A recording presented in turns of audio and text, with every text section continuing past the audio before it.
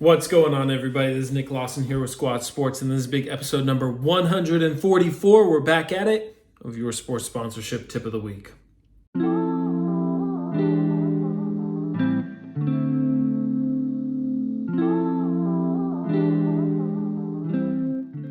All right, this week, again, it's been about 3 months since I made this video. A lot of big things happened for me. 6-month-old at home.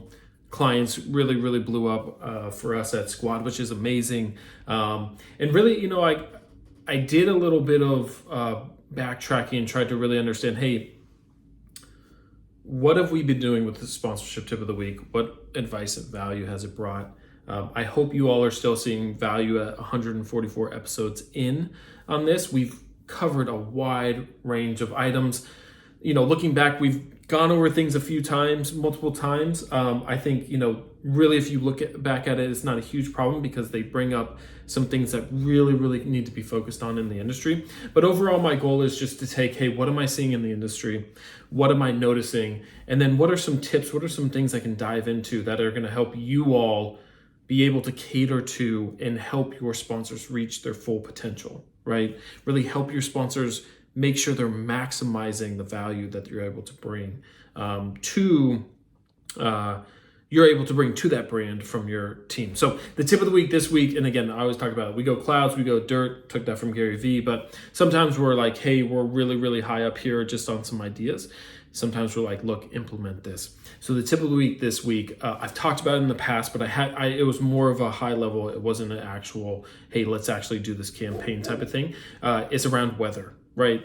In sports, we have so many trigger promotions. And why do we have trigger promotions, right? And why do we tie sponsors with it? A couple things, right? One, you can't really ignore a trigger promotion when it happens in the game, right? Free tacos, 100 points. I think the Blazers do McNuggets, 100 points. At the Bulls, we do trigger promotion with Portillo's hot dogs. It sends out over 40,000 hot dogs per night when it hits, right? There's the foul shot by Chick-fil-A. Fans love those and brands love those because they stand out. It grabs our attention. It's something different, right? Not only that, they feel like they're earning it, right? I think that's a big piece people forget. That fan has a feeling that they actually caused this shooter to miss this free throw or helped cheer on your hockey team to score that fourth goal to get the jumbo jack as they do at the Winterhawks. So trigger promotions are so important, so vital, and they work. But we've talked about this in the past about weather, right? It's insane. Just do some research. Google, how does weather affect buying habits? Other than your mood, your emotional mood, weather is the number 2 thing that affects your buying habits. We absolutely buy more ice cream when it's hot. We buy more grills when it starts to heat up, right? We purchase more, coffee when it's cold. There's these different things about products that data is just out there. But I think one thing is we have trigger promotions during the season, right?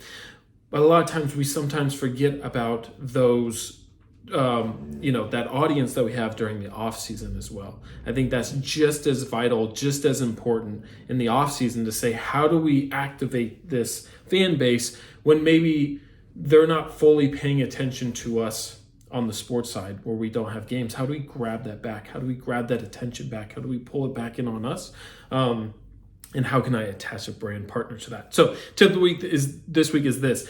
Go to a sponsor, find, a product that they're trying to move, right? And this is literally is, hey, if I could really sell out of one of your products, right? What would it be? I guarantee you, your partner has those. They're going to come to you and say, hey, this is the one we're struggling with, or this is a new one we're looking to go sell out. So there's going to be a product there. Once you find that product, do some quick research. Again, it's really easy to Google. There's been a ton of white papers on it just to say, hey, ice cream. It's amazing how many consumer goods too, like barbecues, right? When it reaches a certain degree point, barbecues, right?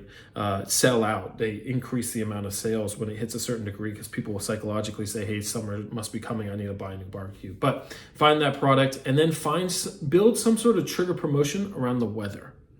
Right?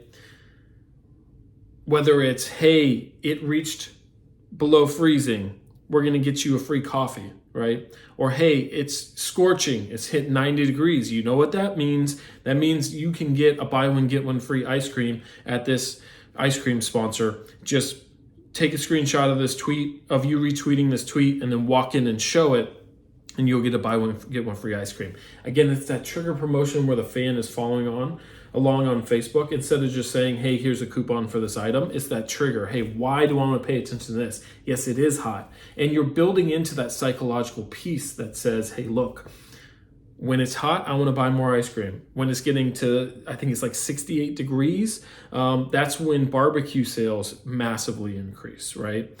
So really go around the degrees. Maybe it's the first time it snows. Maybe it's the first time it rains. Maybe if it rains for more than an hour, right? You can get crazy creative with this. But really, if you look at the statistics, but also think, hey, when it's raining, cold, rainy day, what do people want, right? When it's a hot day, what are people starting to think about? And then build a trigger promotion around that. What you'll do is you'll start building sort of that habit of people just coming back, so that let's say you put it at 80 degrees for a buy one, get one free like slushy, right? Fans will literally sit there and watch the temperature and then come back to your Twitter account, give it that traffic that's great for the algorithm.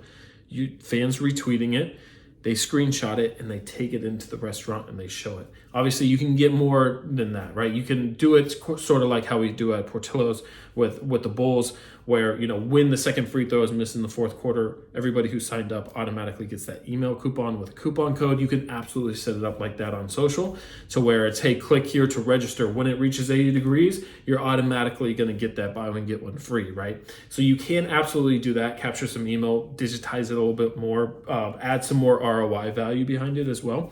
But you don't have to.